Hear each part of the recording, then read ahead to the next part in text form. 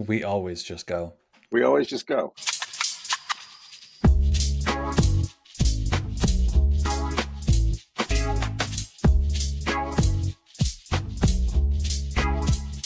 So I wrote about this on my website a while ago, but not many people saw it. Uh, um, so I would be falling asleep with headphones on, these Apple headphones, and then I would hear a man saying the N word really loud as part of a phrase, and it kept repeating.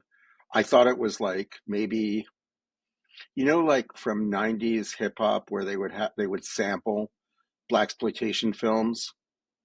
They'd have like people like teenagers talking tough on the street and stuff, and they would bring it in. Okay, I thought it Yeah, was yeah. something like I'm with you. that. Then I started hearing a horse whinnying. It was my kid and her boyfriend. I told her that I said, are you guys hearing this? And they were like, no, that sounds really weird. And kept it going for a month. They thought it was funny. These headphones would lose track of my device that they're supposed to be connected to and would Mm-hmm. automatically connect to my daughter's iPad, even though she had never borrowed these headphones. I'd never told them to work with her head, but and when they would flip over, they saw it, and so they would. It was like a prank of opportunity. Whenever they saw, and why wasn't my iPad wasn't telling me it was doing that? It was telling them, but it wasn't telling me because notification preferences, Right. or it was after I told it to stop notifying me when I'm watching TV at night. I didn't, but I must have set that up 2 years ago. Yeah, she's on your iCloud account.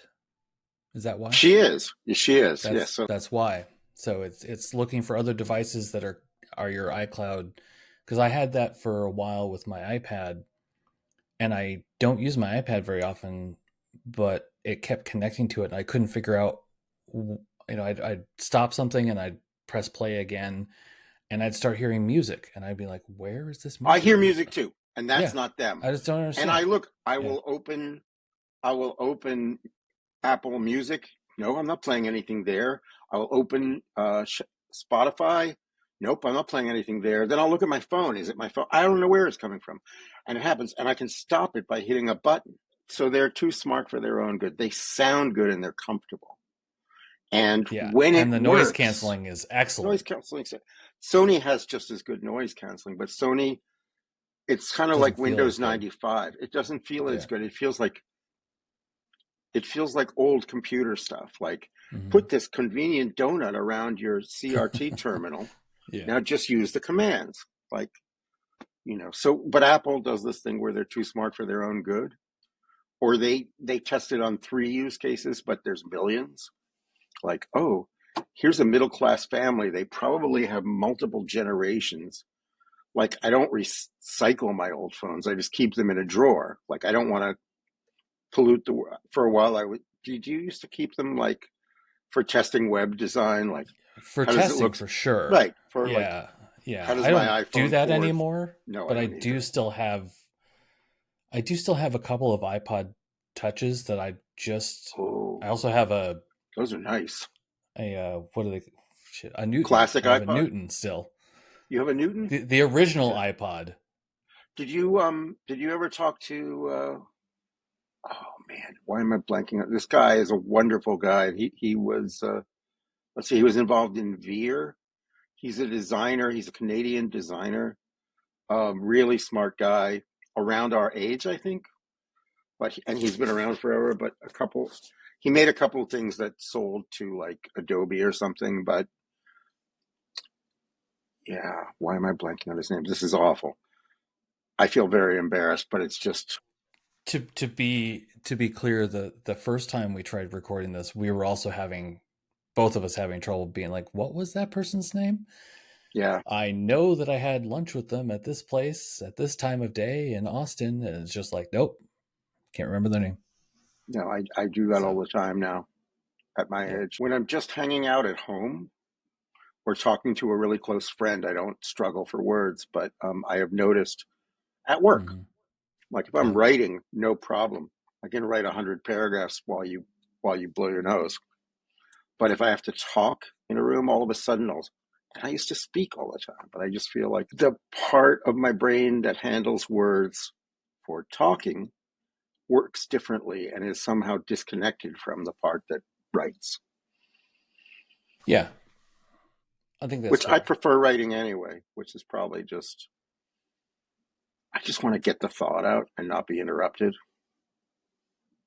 Yeah. I also tend to write or do well, I think that I do better writing. Who knows, really? But um because it allows me to say things the way I want to say completely. Yes, Um, you still have to be tactful most times. do I though? Well, let's say I do. I do. I do. I'm just kidding. It's I said something rude today uh, to a colleague. I didn't mean it to come off as rude. I was just trying to be honest, and I just thought at this point I should just be honest. But they were, I thought, overthinking something. I could be mhm. wrong, and I just said, "Sounds like classic overthinking to me." But carry on. And then afterwards, I was like, I should take that down.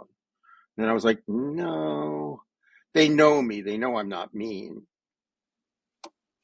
So Yeah, I think that's the thing. Is like I I was talking about this with somebody recently, and I think every once in a while I fall into two traps, and one of them is I forget that a lot of times when I'm speaking or when I'm writing, I forget that my audience is sometimes more than the person who I am speaking to. And if I know the person pretty well, I will speak differently than sure, if I don't, we that's all do normal. that, right? But, every once in a while, I'll be like, you know, uh, talking to my friend Peter and I will, you know, find an opportunity to zing him, just to because it's how we communicate, it's established communication pattern. And then I do it in front of somebody else and they're like, what? Like they get all offended on his behalf and Mm, and I understand it, but I forget that I need to shift the way I talk based on who I'm talking to. sure. And I will say one thing I I don't know if I do it. I don't think I do it too much is with this is I'm just talking with you. Other people may hear this at some point, but I'm not concerned about that because this is not It's not I that don't kind of podcast. no. It's I just It's want to not talk a, with yeah. you and it just happens to be recorded and other people might get something out of it. Like a couple weeks ago I released the episode with Abby Covert. Um I believe that's how she pronounces her. I never heard Abby say her last name before. It could be Covert. I don't know. Um, but at the very end of it, we talked about both being late diagnosed autism with autism. It's all of a sudden she became like aware that she said that out loud and that it was because up until that point it was just a conversation between us that happened to be recorded. And then she was like, oh, other people are going to hear this, and that's the first time I'm saying this out loud publicly. Ultimately she decided to say yes, just ship it. um, but that's just kind of the thing. I like how these are conversations between people and someone might find them interesting and that's enough, you know Absolutely. for me. But I would not let's say that you and I had an enemy that we both disliked intensely. We do, but go ahead.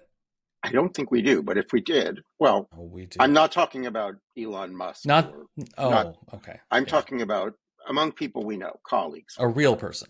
Okay. a real person, right? Not a We caricature actually of a know, person. a Yeah. person we actually know, and who's not a bull in a china shop with way too much money. Right. Um, Eric Meyer. Let's pick Let's on say, Eric. okay, let's pretend, Let's pretend. let's pretend that you and I dislike Eric. We love him, Yeah, but let's pretend we don't. we love Eric. I still wouldn't say anything, even in a private conversation podcast with you. I still wouldn't say, Eric Meyer, blah, blah, blah, blah, blah, because I just Yeah, wouldn't, because you just, yeah. you know. Um, I used to carry tails when I was younger. I used to drink, and I'm sure they're related. Yeah. Like like Yeah. 35 years ago, I was in advertising and I was a drinker and a drunk. And I never understood when I got fired after saying something really shockingly honest. Right. Yeah. But I don't do that now. I'm honest with people, but I don't go out. If something might be hurtful, I mean, even with my best friend, there's things I'm not going to say. And with Hmm. my family members, I love them, but there's things that would be hurtful to say, and I'd probably be wrong anyway. By the way, I if listeners aren't watching the video, because what's there to see? Two old guys with headphones. They're With missing amazing headphones. the treat of your glasses. Can you tell me something Thanks. about these orange, Well, I the can shape? find them very easily. Right, right. um, Orange, man. yeah, I mean, I think so. I don't go in for much in the way of fashion anything, except for glasses and watches. Um, and I don't actually have a watch on right now, but I have a weird, or I like to collect unique watches that are not overly expensive. Um, but like I have a watch that's made out of a melted down AR-15, and Like, or wow. not a full, just part of the metal, because that would be Yeah, an I awfully would big hope so. watch. Yeah, I think they it'd call that be a clock. the Flava Flav is would be interested. Um, but glasses is the other thing, and it really started back when I was at State Farm and we had the, whatever it is, the set money aside in this account for healthcare expenses, Yep, HSA, something like that. right. Um, and we get to the end of the year and still have $700 in it, and I'd be like, I guess I'll get a $700 pair of glasses because I got to use it or I'm going to lose it. Right, right. And that kind of opened up the floodgates as far as fancy glasses go. That's So, how I ended up for a while. I had these beautiful Eames desk units, EDU, they're called. They're just like they look like the illustrators from Adventure Time designed a desk. It looks like it doesn't even look three-dimensional really. It looks what's that called where you like like a make angled forced rectangles. perspective, or Yeah, wait, but no. no, like Oh, a you mean no like, perspective. yeah, yeah. There we go. See, again, we're struggling with Again, words, but again, I'm again. with you. Yeah, you know what I mean though. We'll fix it in post. Oh, it's not Decatur. And it's not Mercator. It's oh man, these angles. I see the angles in my head. I see the blurry shape of the word, but I don't see the Hmm, word. Do you that's okay. see words sometimes? Like No. when you have to spell something, do you see it in your head? Mm-mm. No. Does your writing change depending on the layout? Do you write differently for different layouts? I'm going to guess that you do.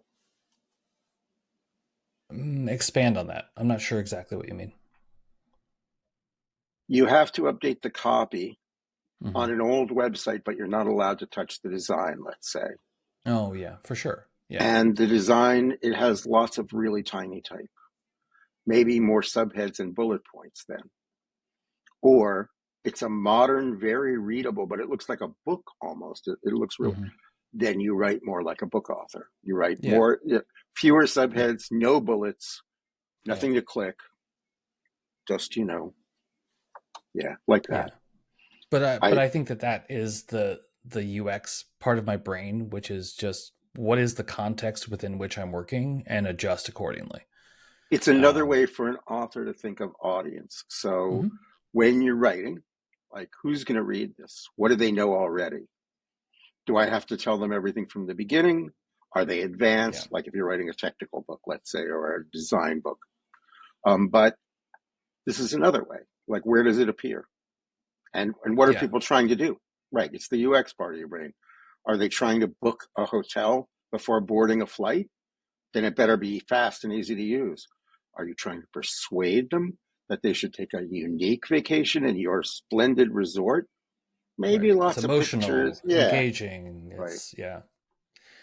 Yeah. And I will say, like, I do make a distinction between writing for someone else and writing for myself, Absolutely. because I do think, again, going back to that trap of I forget who my audience is when it's my own stuff. Like, I'll go back and read old blog posts and be like, oh, I left out defining this term or defining what I meant by this or how I was using it.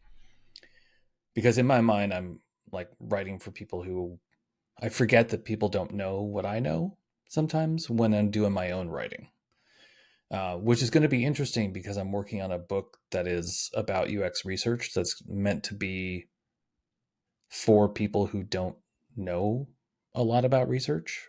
So, how will it differ So, from Just Enough Research by Erica Hall? um, funny you should say that, because the introduction says, does there need to be yet another UX book? No. And I'm No. not trying to raise that It's argument at a all. I just, if you it's a came, if I reasonable were still question. published, if you Yeah. were, I were still publishing and you came to me, I'd go, oh, is this something that could complement Erica's book? What, how does it add to the conversation? Yeah. So it is, I don't know that it does specifically, but my pitch is that I believe I have something to say. I know a lot about it. My voice matters. And also, and this is in the introduction, also your voice will matter too at some point, and you should write a book about it. You should be sharing this knowledge, because, kind of like when we, in our first attempt at recording, when we were talking about books that really sort of coalesced a lot of our thinking early on, um, nobody reads those books anymore, right? It's Erica Hall's Just Enough Research. It's not Ginny Reddish's interviewing uh, for, or what is it, user and task analysis, and it's a lot of the same stuff, right? I thought you mean people aren't reading books like responsive design or mobile first. They're not reading books with Yeah, a big idea. I think I don't know that what that's people are reading now. probably, I don't know. I think that that's more true because they can watch a YouTube thing that I think explains it. people, yeah, I think there's lots of video learning and lots of blog post learning. Yeah, yeah, And the idea of just sitting down with something and going, I don't know anything about this, but by the end of 3 hours, I'll have finished this book and I'll know everything I need to know to get started. right, yeah, Like, that's a great thing. Those are rare. yeah, yeah, and that's just enough research. That's the whole premise behind a book apart, right? It's, It was, yeah. let's get you going. And This isn't going those to give you books, everything, but it's going yeah, to give you a lot. yeah. But that's, my thing with this book is, a friend of mine and I, we, when the pandemic started, we were like, we need something to do, and so we wrote a 16-hour course on research from beginning to end, right? Um, and I took all the text just out of our deck and threw it into a document, and it's Yeah. 36,000 words. Dear Lord. That seems like a lot. Is that a book? That seems like a lot I more than a mean, book. well, It it's sounds like Lord of the Rings. novels are like 50 to 60K, tend to Okay, be. okay. But Um, there's inherent interest in reading a novel that there's like, you can lack momentum when you're like telling people about CSS or something. yeah, It's a lot harder to keep, you know. I want to find out, Yeah, did this character live or die? Did their choices catch up with them? Did they get away with it? Like, I want to, it's pretty hard to. which is exactly why I'm taking the narrative nonfiction approach with it. So it's going Cool. to be Tell a me more story about that. about it's going to be a story about someone who has been handed a project that they don't know how to do, and there will be car chases. No, there won't be car chases. I don't know. Maybe there will be. I haven't written it yet. That part of it. That's Uh, great. No, I love yeah, that. and following this person as they grow in their capabilities, arguing with people. It's all going to be pulled from stuff that we've run into before, of trying to convince somebody to do something other than guessing their way out of a problem. Um, yeah, so That's my least it's favorite thing. And guessing your it, way out of a and it, yeah. and it gets into human dynamics that are not leadership dynamics. Human dynamics like, I'm afraid to commit to this idea that we all liked yesterday. Are we sure? Maybe we don't really like it. I don't want to be blamed if something goes wrong. So, and it's all that. There was that wonderful cartoon in Don't Make Me Think, right? There was that cartoon of a bunch of people sitting around a table, and the designer was saying, it needs to be colorful, and the project manager was saying we should keep this confined within our budget, and everybody was bringing their expertise, but that's how they were discussing the project, and no one was saying, what do the users need, where is it failing, where And what isn't it what helping, promises have we made to our customers, and how do we right? deliver on those well? Well, you don't have to That's anymore, the by the question. way. Well, apparently. Now lying is like great. In fact, you should promise to end war and then start a war. You should promise to Overpromise and underdeliver. overpromise and Wait a underdeliver. second. We That's were not right. we were so wrong when we were Yeah. like actively working as consultants. We thought, you know, promise them it may help and then make sure it does help. Hmm. Yeah, but now it's the opposite. I how are you bearing up emotionally with the assault on human dignity that's happening 5,000 times a day now, and not just in America, but Yeah. but America being now the example that um, people, yeah, yeah. Well, I think I try to keep in perspective that at least for the next 4 or 5 years, who I am and what I look like will allow me to skate through pretty much anything. Um, which is not good, but unless, yeah, imminent threat perspective, like it's but you must have I friends who are threatened. yeah, friends and other people who are close to me, like and so we've already had conversations with other friends who don't live in this country about, hey, can this person come and live with you if things get really shitty? So that's a great conversation to both think about having and then actually have. I Um, agree.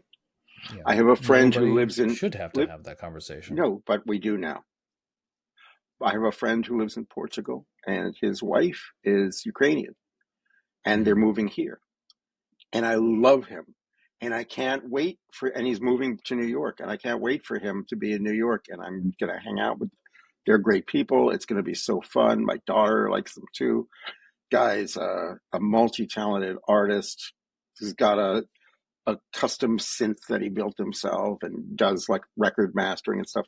Lots of like, it's hitting like my passions, my hobbies, everything. He's great. But I just keep saying, are you sure? Because I'm scared. Like if I were in Portugal right now, I wouldn't think, I mean, admittedly, New York is probably safer than Houston, not to put anybody down or even, but I Yeah. think you're more likely to get arrested for getting pregnant in Houston than you are in New York. Like, you know, or having a miscarriage. They're arresting people for having miscarriages. I don't see that happening in New York yet. I don't see that ever happening in New York, but we'll see. Yeah, maybe. Maybe. So I they are don't know. moving to New York at least, but I don't know. I have a friend in Montana, Hmm. and it's interesting because most of her neighbors live far away, and um, there are militias out there, like lots of that. So she sort of Yeah. has to navigate that. But she's a white woman, so and she's old enough that she's not going to get attacked the way like a younger woman is, the way predators go for younger women, right? Hmm. She's like old enough now that she's not going to be a predator's first thought. Doesn't Yeah. mean that doesn't mean she's safe. No, no woman's really safe in this world, but she's safer than my daughter would be in that same environment. So, Yeah. oh, Yeah, I don't man, know. I think I have to be really careful about the words that I use, not solely from a political perspective, but just from my um my anxiety. That's what it is. It's my anxiety is telling me that I don't see a way out of this without violence. And the people who I see saying we need to talk, we need to reach across the aisle, we need to all this stuff. I'm like, sure, but when that doesn't work because it hasn't been working for the past 40 years, um, how far are you willing to go to see your vision of what this country should be come true? And I suspect that people are going to be surprised how far they will have to go. Or not suspect, I'm worried that worried that people will go, it's too hard. This isn't so bad. it's I'm either not trans, I'm they'll not give up, black, I'm right, not right, whatever.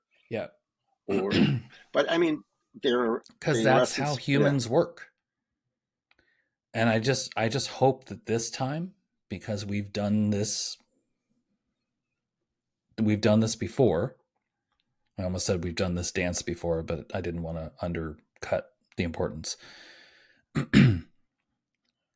We've done this before. It's relatively recent that it's happened. It's happened in other countries even more recently. Like, I'm kind of hoping we learn our lesson this time. It seems like there's enough pissed off people Let us hope. that are on every point of the spectrum politically. Right. That's the other thing I was just pondering a couple of days ago. Are you Yeah. ready? This Yeah, is a go. weird. Okay. So I would not be what you would call a hard leftist. I'm not a Marxist. I actually think it makes a lot of sense. I think Marx's analysis makes a lot of sense, but I don't know where you go with it. Like, I don't really want to. I think a more socialist approach, or like controlled capitalism with regulations, which is like maybe that can work. Um, why am I saying this? God damn, my brain. I started to tell you something that seemed very important to me, and it has just flown out of my head. Why is anyone? I apologize, listeners.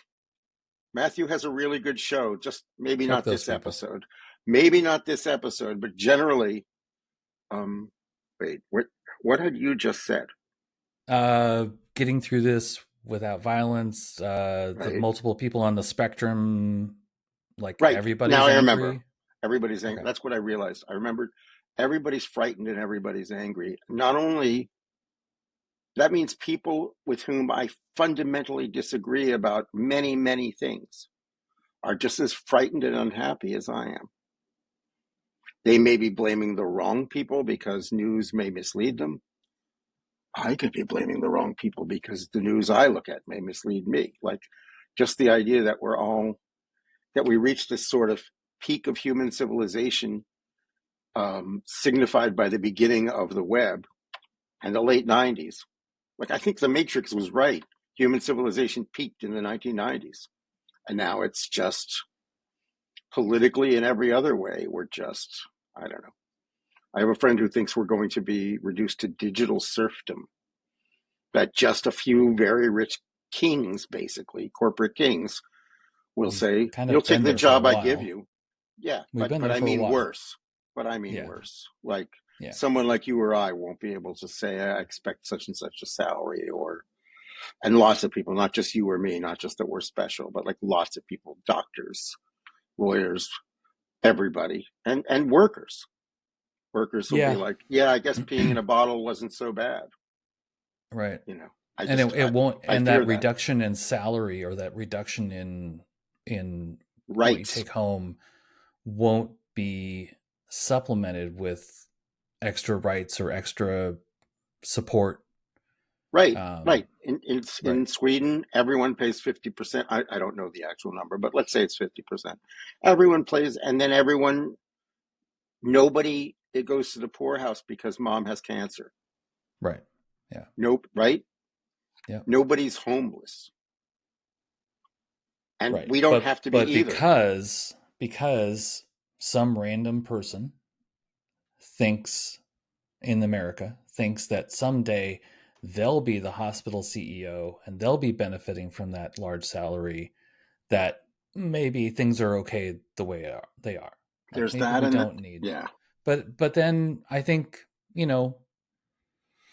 again, in my best self mind, I think that, separate out from this statement the people on the left and on the right who find joy in other people's suffering, Right. because I Those are don't sick think people. that's most of the people. That's not most of the people. Right. I think everybody else wants the same things. I think we disagree on the how.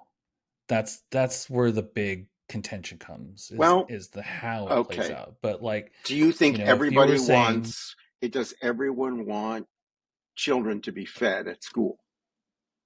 I would I think say everyone wants children. I think if you abstract it a bit more and say, do you want children to starve? most people The will answer is say going to no. be no.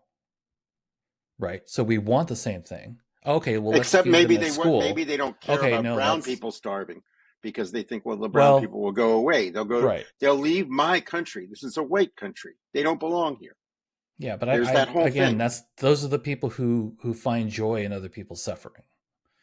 But And I that, honestly and don't think also, that that's most people. I don't think it's most people, but I do think the I other want thing, to think that at least. the thing Lyndon Johnson said, if you can tell the poorest white man that he's Yeah, innately yeah. superior to any black man, you can go ahead and pick his pocket. And that's absolutely true. There are poor people, unemployed people, people without benefits sending money to campaigns that want to remove their income even more. Because, and on the flip side of that, we have wealthy liberals who vote to increase their own taxes. Like, well, I'm fine paying taxes. I belong, and yeah, I don't know. Yeah, I'm one of those technically wealthy liberals who votes to increase my taxes. Okay. But like in Portland, it's pretty tax heavy. Um, Yeah. but the Yeah, New stuff York too. it's stuff that it's supposed to be addressing. Again, this goes into how the money is then used, which is not necessarily well, but um, the purpose of the money makes life in Portland more stable for more people.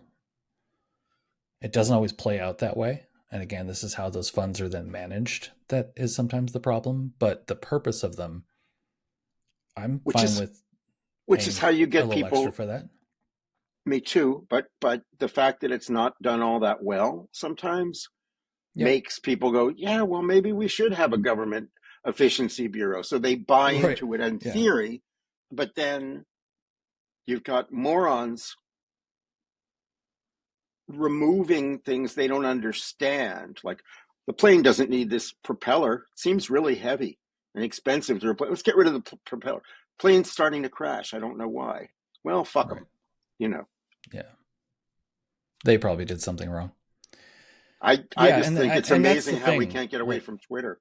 You quit Twitter after years of loving Twitter so that you don't have to deal with Elon, and Hmm. then he takes over the country. Like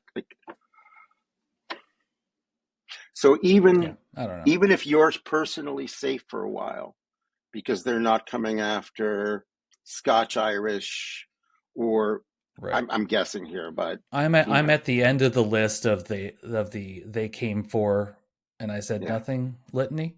yeah. Um, I'm kind of high up there. because of where I live, and this is an excuse at its core, but because of where I live in a state that was established as a white utopia, um, that had laws on the books up into the 80s, I think, that, black people couldn't buy houses. Um, In Oregon, oh, Oregon. Yeah, yeah, even yeah. Portland, Even Portland. the spirit of the Portland's like 90s is alive in Portland. 97% white. Yeah. I thought that Yeah. was just because they're so close to Canada or something. No, No, Oregon was very specifically established as a territory to become a white utopia. And dear laws God, were, oh, yeah. I'll send you a link after this. It's they fucking didn't terrible. teach me that. I mean, there's a lot of Of things they course didn't not. teach me Of about, course not. but they Yeah, really, I mean, and there's they a lot of won't be stuff to teaching it learn, for a but while. yeah. They won't be teaching it for a while. Like you could go to jail or disappear just for saying that. Yeah. You know, So it's, maybe I don't know the extent to which my voice matters. I know the instant reaction for a lot of liberal people would be to say, of course your voice matters. We need your voice. I'm like, but most people don't listen to me anyway. So, and where I live, like it doesn't have a lot of impact. Like our vote in Portland doesn't have a lot of impact because it's a core predictably of blue liberal. and a sea of red. Um, take Portland out of the mix, and Oregon is very much a red state. I did not Um, know that.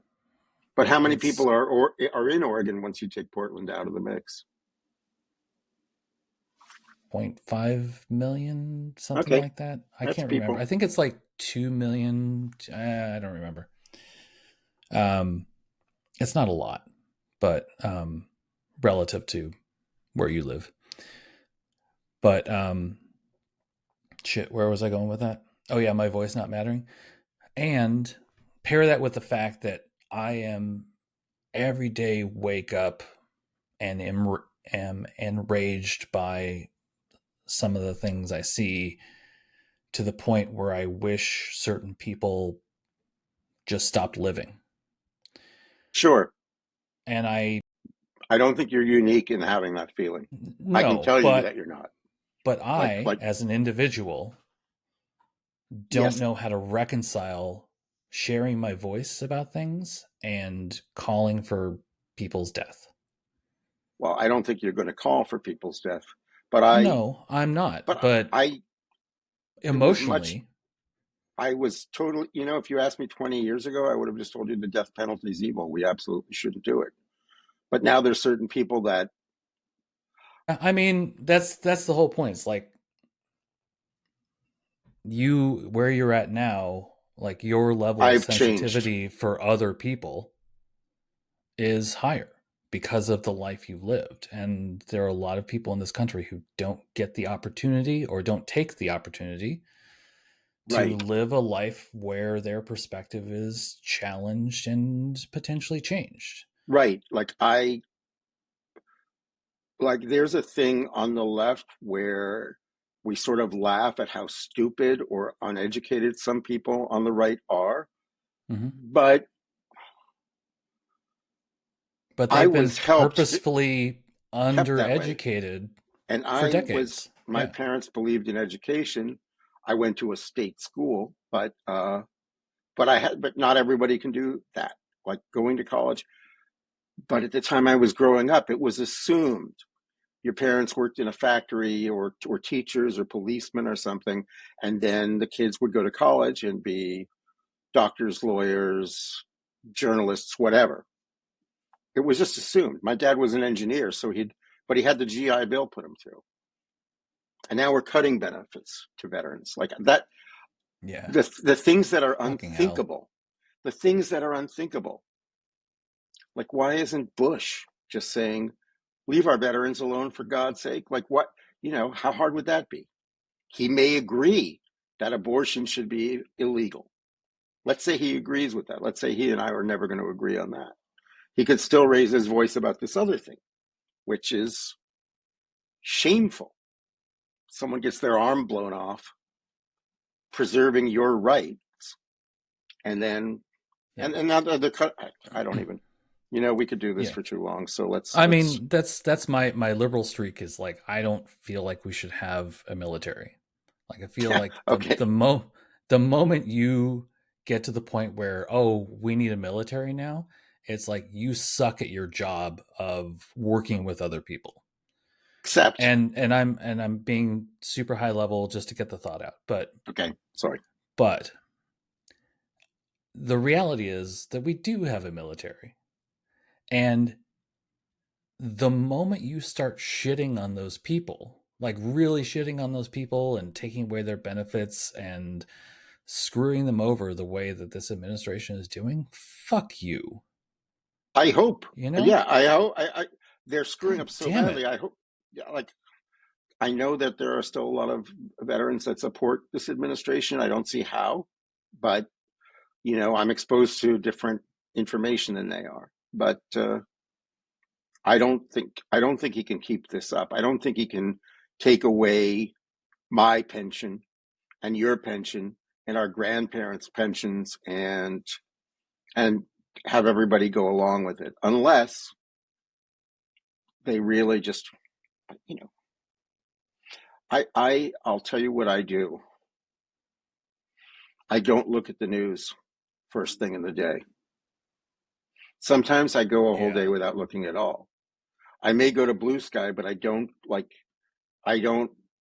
I found that most of the people who are clever about the horrible news are on, for whatever reason, most of the people I follow who do that tend to be on Threads, which is why I haven't left Threads, and not on Blue Sky, like the people with big voices and big followings who say really, really clever things.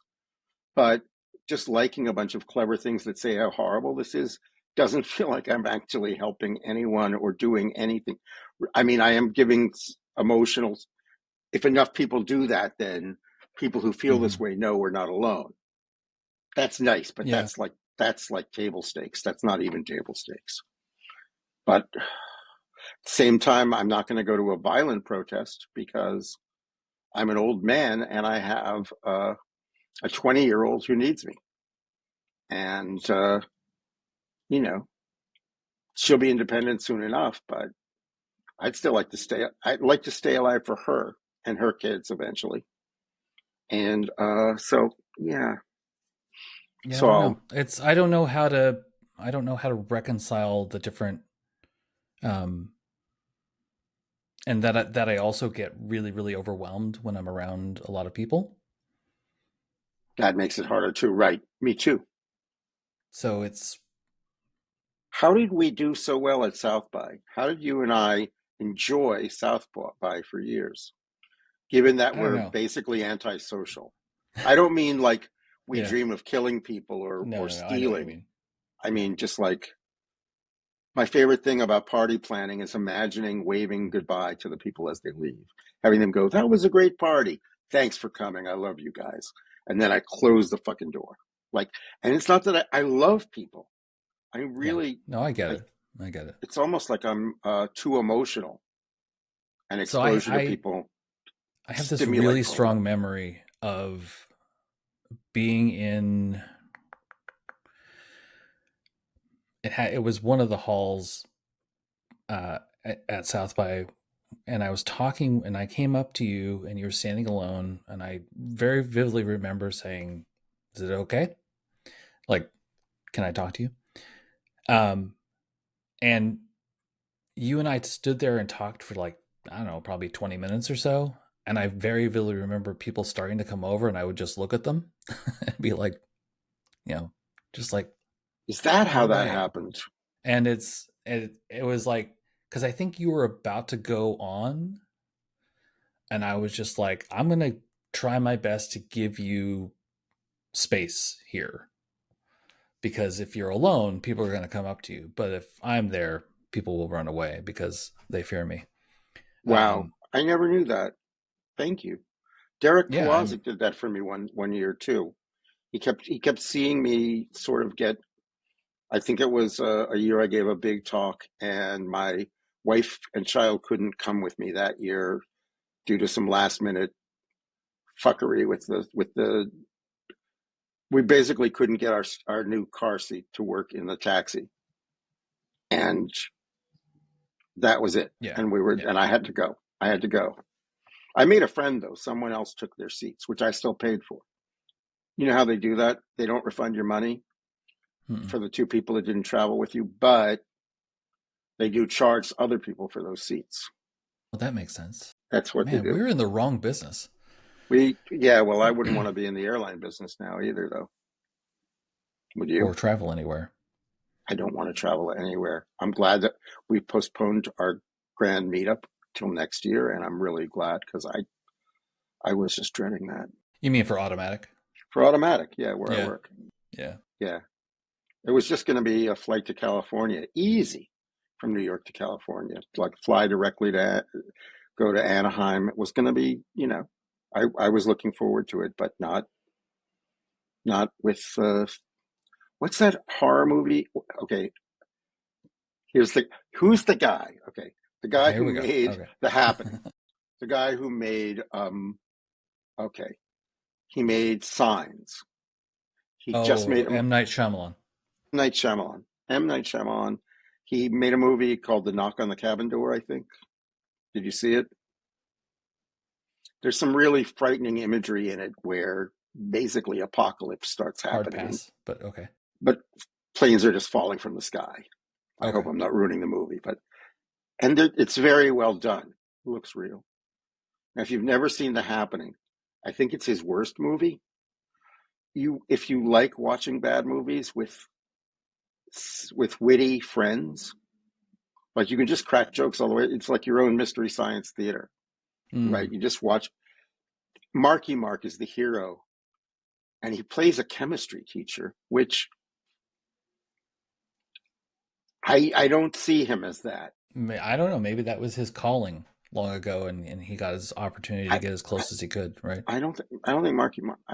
I think he's much more Also natural, with like in Ted, playing a stoner with a talking teddy bear. That's more believable. um yeah, I think the other thing that came to mind about South by, like, how did we survive? I think it was, like we said last time, we were there when it was a little bit more manageable. It was small. But There I was a think the other thousand thing people, and is, you read all their blogs. right, You knew right. everybody. The For the last few years I was there, so I think it was like, pretty sure I did it in 2006, 7, and 8.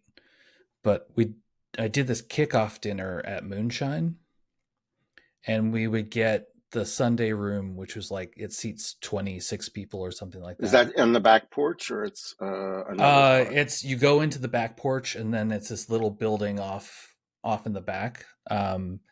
You never And invited it's me to that. it Oh, was, I put the invitation no, on no, Twitter and I'm just anybody to messing with sign you. up. So yeah. There we go. Okay. But I bought dinner for everybody. Wow. Um, this was back when I had money. Um, and like, that was a great way to for me to sort of ease into things, because I got to play host, which meant I didn't necessarily have to like stay with a conversation. I could be like, okay, I got to talk to somebody else because I'm kind of being a host now. And that always saves me. Like, when I would do meetups here in Portland or in Boston, like, if I was the host, I could handle it. It was fine. There'd be 200 people there. Great. No big deal. Event Apart was like that for But me if I too. was in a, yeah, like, the one I went to was 2008, I think, Event Apart. There Well, was that probably was a really good one. 850 people in the room. Were there really Um, that many? yeah. Yeah. I remember, Was that the one in Portland or in no, Seattle? there was the one in Boston. Boston. Okay. Because I remember I was standing on stage with you and Eric talking before it like kicked off, and one of you said, "I cannot believe how many people are here," and one of you said it was like 8, 7, high sevens, low eights, something like that. Um, That's but amazing. if I'm there as an attendee, it's hard. Like I will sit in the front row, like at Event Apart, I sat in the front row, Me too. and it's like so that I am not fully surrounded by people. But also so you can watch their So lips I can pay move, attention. pay Yeah. attention. Yeah. Yeah. I don't, there's a lot of people that like to sit in the back, and that's where the stoners were in high school. Like, right? Yeah. Right. That's okay. But if you're paying $1,000 to attend a 3-day event, don't you kind of want to soak it all up? Yeah, You absolutely. know, I did get But it's exhausted from it. The last couple of years were hard for me. I mean, even yeah. before COVID, I was starting to burn out on business travel. And I Yeah. took nice I get care of that. myself and everything, but just, plus I got a cold every trip I took. I would either be sick during the show or immediately afterwards. Hmm. If there was something on a plane, I caught it. And it didn't occur to me to mask. Right. I mean, I've avoided shaking hands with people. I was thinking about this morning. When? How? All your life? Yeah. Because Yeah, of and I will get germs? so much yeah, because like hello, okay, now I'm going to acknowledge the listeners or whatever, but like the number of because this is my view on things, the number of men who don't wash their hands in the bathroom at a conference and then go out and meet and greet people, like no. You're not wrong. And I got so much shit for not shaking hands with people. Like I've offended them, and I'm like, look, man, I don't have any weapons up my sleeves. It's fine. And just the other day, I saw someone cough into their hand. Like we're 5 years into this fucking pandemic. Cough in their hand, wipe it on their leg, and then their friend arrived moments later and they shook hands with them. And I'm like, you've got to be fucking kidding me. Do you hate this person that much? No, and they don't. They're just not thinking about it. I get it, but It's how they grew it's up. just, It's hard to yeah. unlearn those habits. And I think for me that was one of the things about these conferences and stuff that I had a really hard time with is that in order to protect myself both from getting sick because I didn't want to get sick every time I went to these things, And from getting and also overwhelmed for getting as a overwhelmed, neurodiverse I person. had to keep distance, and that was never one. I didn't quite understand it early on, and two, it was never not never. It was rarely welcomed, rarely accepted. That Matthew is just a little bit different, but he can be cool if you get to know him. I hope. Um, and it's something that like I And it really didn't help when enjoyed people did going, but codes of conduct and all that. That didn't help I don't that think that period. that really started until like 2012, 2019 2011. 20. Oh, wow. Oh That no. late? I I I well you're know it was right. before You're right. No, no, 2019. you're right. I think it was, It was like 2012. yeah. Yeah, because the Because I first time remember I remember arguing running about into it that, internally. yeah, Like, whether should or we not do it should this? have one. Yeah, yeah. Right. And I had a friend who had his own events who said, that's fine for people who don't actually take care of their customers, but so, and I anyway, I don't know. yeah. I had one for the events that I ran, even Yeah, though me they too. were free, you know. But like it was basically like just wanted it stated for the record that if you come and try and fuck with people at my event, I will help you find out. And I think the big thing everyone That's was always good. worried about is the enforcement. Like, how do you enforce these things? I mean, you just fucking get in people's faces and say no. And even You if it's stop a handing speaker, out candy and brushing up against the women here. We had a guy. It's always a guy. there's always a guy. There's There's always always a a guy. guy. Well, there was one woman, but I'm not going to say who, Yeah, but there was but one woman who was like that. But yeah, basically, it was men. And yeah. Anyway, yeah. and So once it's we had like a I'd speaker, rather. and we never had him speak again. Yeah. Best, but we didn't. Yes. Right. And But that's the thing. The but code of then I don't conduct know. is a statement of how you hope things will be, and if they aren't that way, what you will do to address it. And that's it. It doesn't cover everything. It it can't cover everything, but it's a letter of intent, basically, of how you want things to be. And I think this kind of goes back to what I was just saying earlier. So I'm now sort of contradicting myself and realizing it. Like, I don't know how to use my voice. I think this is,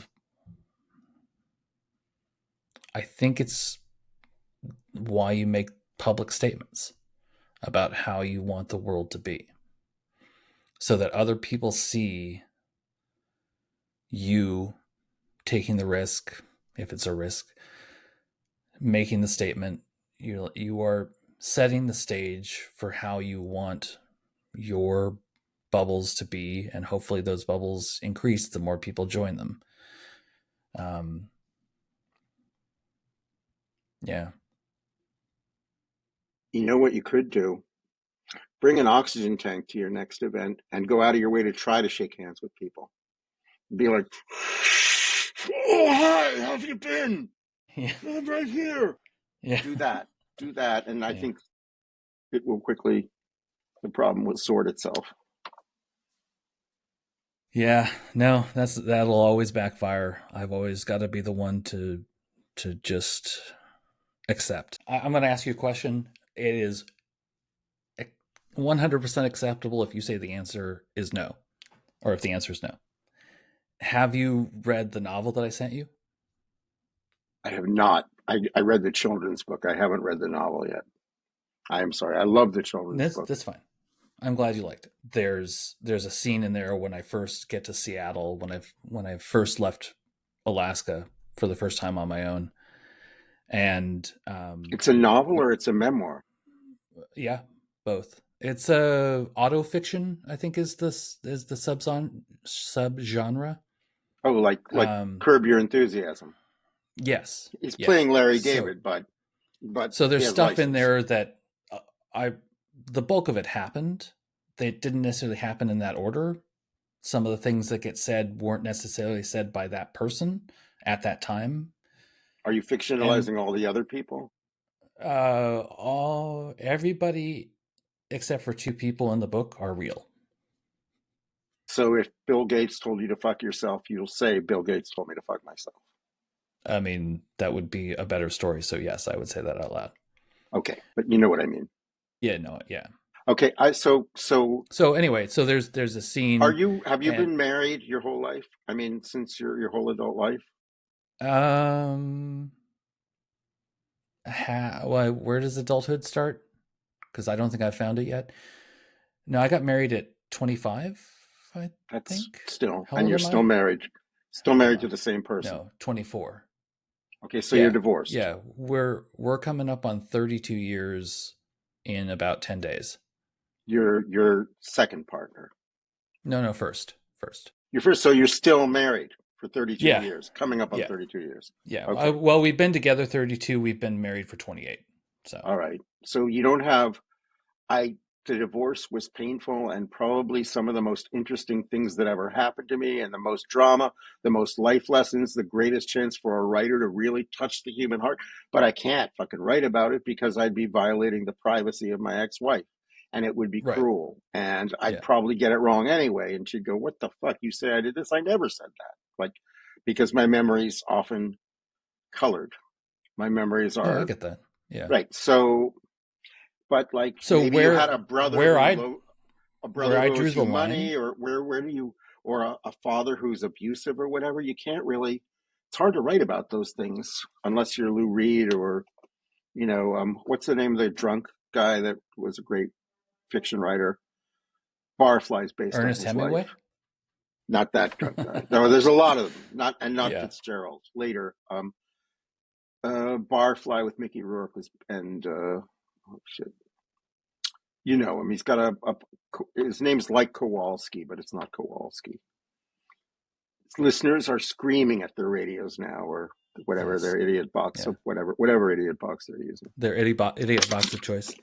Yeah. No, where I drew the line was if if I felt it needed to be in, I actually asked the person if it's okay if I write about it. If I have lost touch with those people and I felt like it was on the edge of being a little too revealing, I would change the name. But still, it was a real person, really happened. Um, and so that's kind of where I drew the line. It's also about the risk you're willing to accept. Of, you know, this is my perspective and my story that I'm telling. This is my lived experience. I may get some of these things wrong, but they're right as far as my memory goes, which is all we have. If someone's going to challenge me on it, sure, let's have a conversation about it, but ultimately, like, I'm the things I'm thinking about, none of them come close to a divorce kind of thing, you know. So, Or having a child with a developmental problem, and you really want to write about what it's like to be that parent and what happens to a marriage under that, and what happens to the kid and how they grow up. You want to. It's brilliant stuff, but at the same time, it's their story, not yours, to tell. yep. Let me But put you it this still, way. this This goes is why back I to the haven't top of written. what we're talking about. Like, Right. why write another UX book when Erica Hall already did it? Like, Well, I have a why compose perspective, I have a music? Why? story. Right. Right. But I stopped doing music because I was like, I think I had just started listening to opera, and I was listening to these incredible women singing these heartbreaking songs about like death and everything, and like crying, like listening with tears in my eyes, like in a scene from a movie. And I was like, okay, whatever I wanted to do with music, someone else already did it better. But that was Yeah. stupid of me. That was it. Yes. That's how Yes, we it talk was. ourselves out of. Yeah. Yeah, Yeah. I got an Yeah. And MFA in fiction writing. Oh, there's a sorry. lot of things in my life, and I incorporated some of this into a talk a few years ago, but like when I got my first job with the UX stuff, you know, I maybe 3 4 weeks in, I heard from behind me, dude, dude. And I turned around, the guy behind me was like, dude, you need to slow down because you're making the rest of us look bad. They said that to my father too, when he was in And I early slowed in his down. engineering career. I Oh, you slowed down. did? Hmm. And I regret doing that. Yeah, Um, of course you do. and it's like, you know, I stopped blogging in 2008 because, you know, ego. I just wasn't getting any reaction from people from the stuff I wrote at all.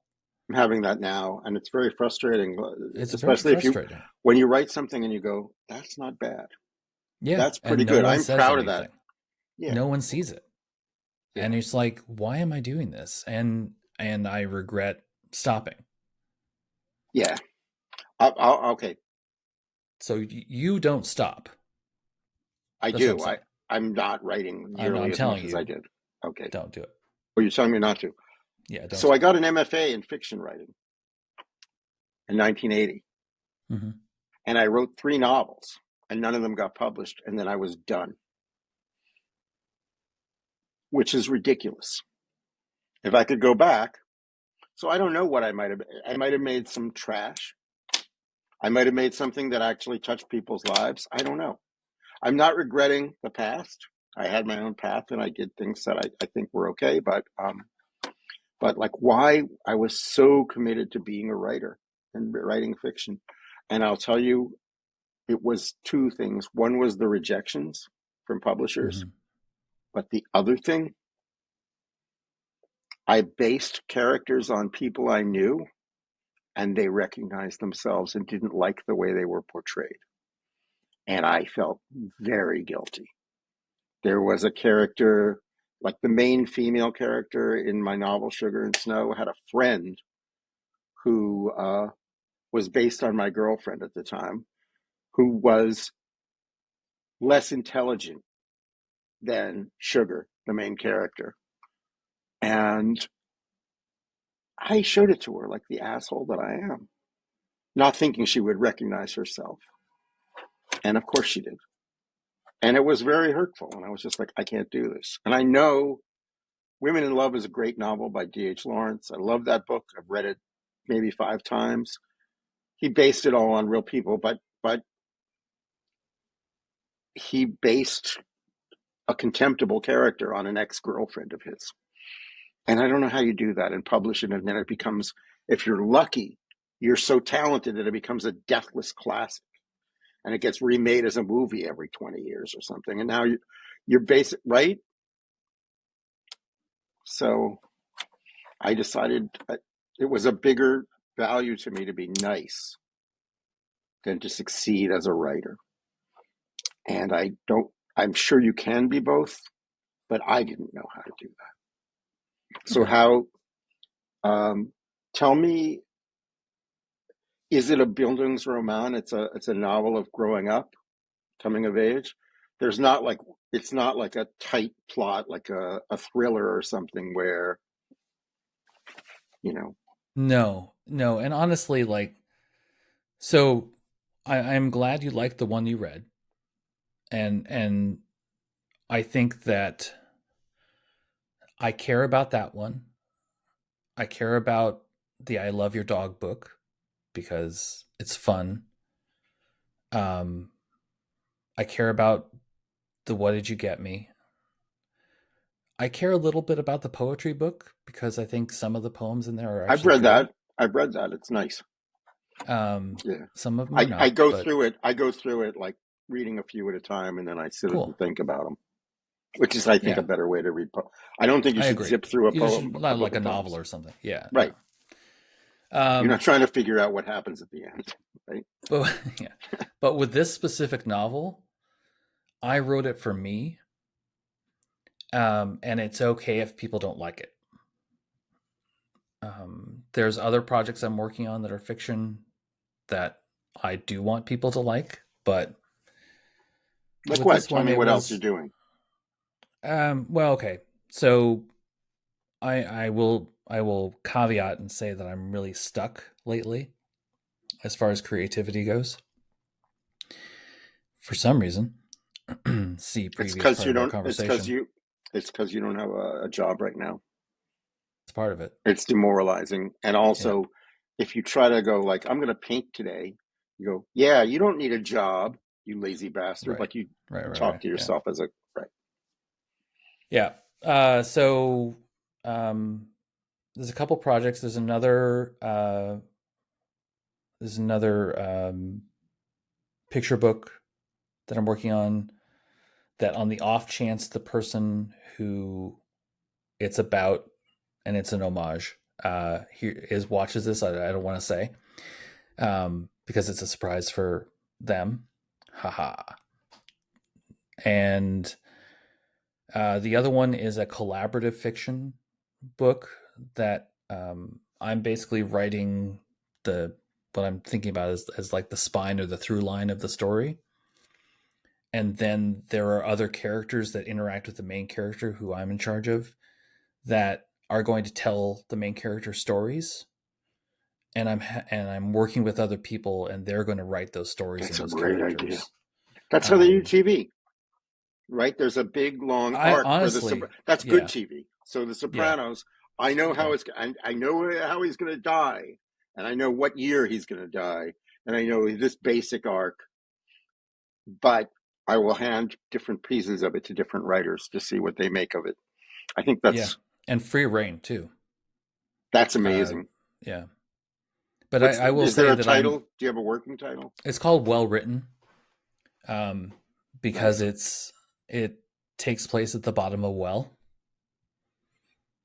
um, with the main character thinking about committing suicide, changing his mind, falling in anyway. Um, Wow. and the stories he hears from the people who are down at the bottom of the well who preceded him, Are ghosts. they all ghosts? Right. They're Okay. all ghosts. Um, And he is too. whether or not, yeah, I I haven't decided which way to take it yet, whether or not he's hallucinating this or whether or not in this world there are ghosts. Um, but yeah, and I've got, uh, you know, I've got a page on my site that's like all the projects I have lined up. Um, and just I've been trying to slowly work my way through them. Um, That's so, great. and just to your point about television, like I do think I've been so influenced by television that I tend to write very dialogue heavy stuff, and I tend to not describe characters very much unless it moves the plot forward or the character forward. Um, because That's I like so. Who wrote The Thin Man and the Maltese Falcon and The Glass Key? Oh, Dashiell Hammett. Dashiell Hammett, Dashiell Hammett yeah, writes maybe like this character had a glass eye or a trick leg, or the man in the bowler hat, the woman with the beaver throw, whatever. And that's all you need. And it's dialogue and action. What the characters do because and that's what they what a say. person's imagination is for. Like you don't need to know that she wore a long flowing dress that scraped along the floor like so many failed relationships in the past. BS, Have, flowery, have you flowery, have you flowery read the description. Alexandria Quartet? I read it in graduate school and I started rereading it. And it's amazing writing, but it's not particularly compelling storytelling. Mm-hmm. It's kind of chops. It's like a Yeah, John McLaughlin. Wow, no one can play the guitar that fast. Look at the guy. That's amazing. And if you slow it down, it is musical. Like you go, oh, that's a melody. Yeah, right, he's not screwing around. He's right. He just knows what he's doing. Yeah. he's just got chops. And that's what this guy like. It's all beautiful. It's like a poem, a prose poem, a long prose poem. But Mm. I really love Hammett. It's like, Yeah. and oh, who's the guy from Detroit? He wrote Out of Sight. Uh, there's been a million movies and TV shows based on it. He sometimes writes westerns, but mostly he writes stories about crime, usually set in Detroit or just north of it in Canada. Lawrence, what's his name? His name is similar to. You know what? This is no. I'm not going to inflict this on your listeners. I'm very sorry. That's all But right. he's a master of dialogue. Detroit writer Elmore Leonard. Elmore Thank you, Leonard. Okay. Elmore Leonard. If you like that kind of writing, Mm-hmm. read Elmore Leonard's like Out of Sight. Just books like that. They're amazing, and the dialogue tells you everything about the people. And then there's just a couple, you know. Yeah, because after like in real life, for me, what someone's wearing is much less interesting than what they're saying or what they're doing. Um, so just Unless you know about fashion. What's the woman who wrote Slouching, Joan Didion, Slouching Toward Bethlehem? She would say in a crepe de chine shawl, whatever. And I just thought when I was young reading that, oh, that's so cool. I wonder what that is. But what she was saying would mean something to people in a certain economic class. right because it tells you something about the character Right, specifically. Yeah, like it moves the plot forward or it moves the character forward, but what's it's the they made a movie. It's an unfilmable book. Um, Batman is, plays the character. They all look at their business cards and have envy over each other's business cards. This is a fun game. What is the old man thinking of? yeah. Um, Yeah, I got nothing on this American one. Psycho. American Psycho, Oh, and it's the okay. Yeah, I actor who never saw played. it. Yeah, It's and you never read it, whatever his name is. but there's No. so much. He'll have whole sections of the novel after maybe doing some utterly brutal thing, where the guy just talks about why he likes Genesis after Peter Gabriel quit so much better than before he left, because he really thinks, what's the guy's name, the drummer who became their singer, and then Phil Collins. Phil Phil Collins. Yeah. He just rhapsodic about Phil Collins, who basically is a very mediocre person who figured out how to make pop that sold, but not. He was a really great drummer. Don't get me wrong; he's a really talented musician, but like I don't. If you think about all the music that's ever mattered to you, and Phil Collins is the Yeah. most, then something's wrong. I'm sorry, something No, is yeah. I wrong. mean, you But said that, and I immediately thought of REM, IRS, REM, Warner Brothers. Like, I draw a line, a hard oh, line of what I will listen to and what I will ignore. well, every band that I And love, there's a point where they cross a line. yeah. I loved Talking Heads up through Stop Making Sense, and then I did not like their country movie and their country album. It just Oh, seemed, yeah. I just thought, and I love David Byrne, and he's, if you and I are on the spectrum, he's way on the spectrum, but I thought it was like, I don't know, making fun of people, not that interesting. I don't know. Maybe I just didn't care for it. Maybe I'm wrong. Maybe it's their best work.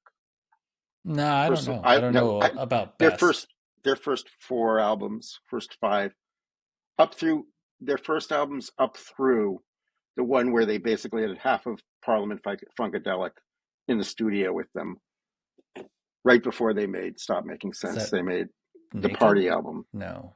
No, I don't like Naked. Before that, um, uh, I got a girlfriend who's better than that. Like Yeah. those songs. Real. It's like if someone took Funkadelic exactly but gave them David Byrne's lyrics. That's basically like weird white guy instead of black people, but same music. Make of that what you will. And Yeah. Remain in Light is And like and I Parliament at one third the speed, and African music at one third the speed. It's like they recorded a bunch of African music and then slowed it down in the studio and went, "Whoa, this sounds cool as shit." That's my thought. I yeah. could be wrong. So I think if I wanted to have, because I do this sometimes, if I wanted to have a strong opinion about something like REM, which is I don't know their later music. for a, like, for a character in a book, like, I would say I would put something like that in, right? Sure, exactly. If if it told you something about the person that I'm writing about, right? And not everyone will get it, and that's And okay not because everyone the will right, get it, and that's okay, right? Yeah. So to your point about Joan Didion with the right. fashion stuff, I don't think she like I was could worrying totally see about, doing that. Yeah, right. but I don't think she was worrying this kid from Pittsburgh might not get my critique of very wealthy people in Los Angeles. Like, of course, I couldn't possibly. I would get something from it. I got a lot from the story, but not. I wouldn't necessarily know what it. That by mentioning a particular brand of scarf, she was letting me know that the character was on hard times now. Like, I would not know that. We I grew up in sort of an anti-fashion era, and the people who were fashionable, like all the people who went to Studio 54, I thought they were mm, jerks. Just that was just the prejudice of my time and my, I, you know. Now I think, well, they were probably at a much better party than I've ever been to, maybe but but I don't still know. not your scene though. It's not my It's scene. not better for you, right? Better for them, but I stopped going to clubs when I stopped drinking because you kind of have to. Like, there's no way. yeah, yeah, There's no way. I could now, but there was certainly no way the first 30 years that I could just go to a club and not expect to get fucked up. But I loved it when I was drinking. And if it was dangerous, I moved to New York when it was still really dangerous. And I loved that about it. And as I sobered up and realized I would rather continue to live and be safe, New York realized the same thing. I sobered up the same time New York did. So that's interesting. But I I was here for a lot of, I mean, I went to clubs in the Lower East Side anyway. I didn't go to like Studio 54 or anything like that. I probably couldn't have afforded the cover. I wouldn't. And now I listen to disco and think what incredibly great music it is. And I've been listening to disco maybe for 10 years going, boy, was I wrong. But at the time, you could not get me to listen to disco or dance.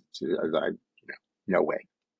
Disco Yeah. sucks, you know. Right. It's how you fit into the group that you fit into, right? Right, It's not just what you like, but what you don't like. And that's how we right.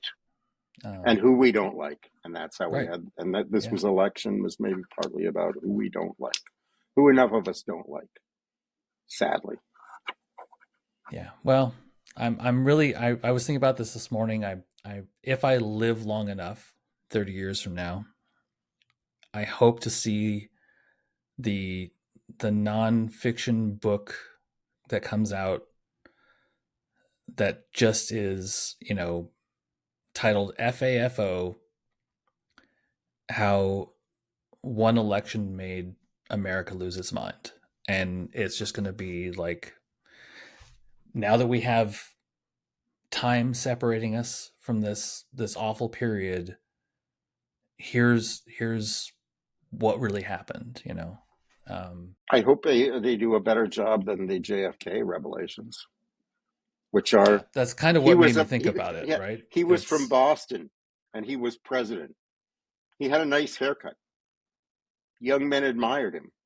Women wanted him. It's like, yeah. yeah. Anyway. Well, All my right, Jeffy, friend, I kept you it's pretty time. long. It's time. Let's It's stop time. talking.